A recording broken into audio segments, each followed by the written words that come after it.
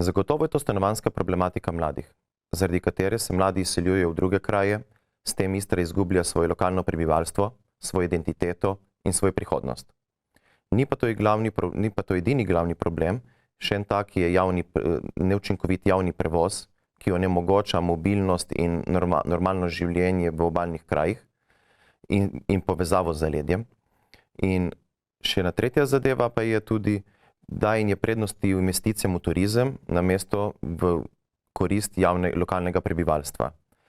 Tak primer je gradnja dvigala na Markovec, ki sicer naj bi služilo lokalnemu prebivalstvu, ampak določene analize kažejo, da je dosti bolj zanimiva za turiste, kot pa dejansko za lokalne prebivalce.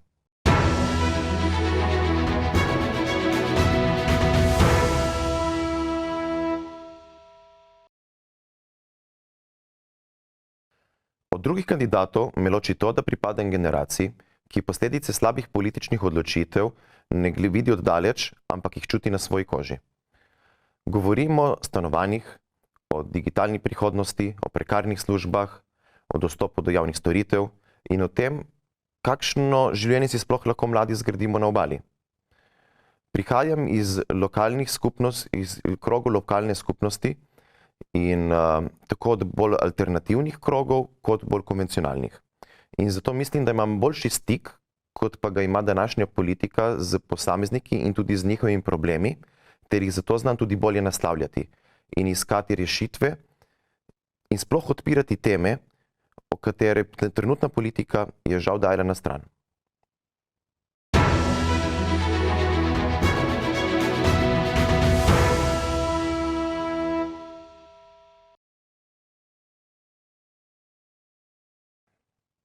Mislim, da je v politiki pomembno, da znaš tudi znotraj svoje stranke povedati, kadar vidiš stvari drugače.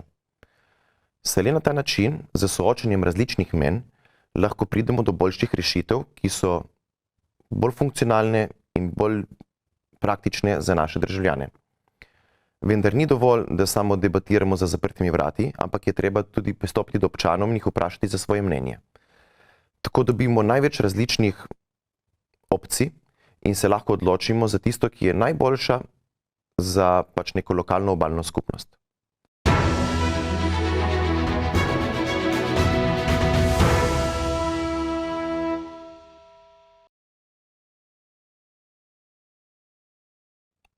Najbolj vztrajno bom odpiral stanovanjsko problematiko mladih, saj od tega vprašanja odvisno skoraj vse ostalo. Osamosvajanje, zaposlitve, družinsko življenje, ostajanje v domačem lokalnem okolju in ali imamo mladi sploh kakršnokoli prihodnost.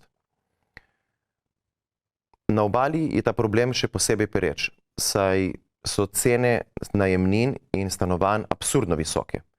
Država se predolgo ni lotila dovolj odločno tega problema in če hočemo, da mladi ostanemo v slovenski Istri in si ustvarimo življenje, moramo ta problem postaviti kot eno od glavnih političnih prioritet.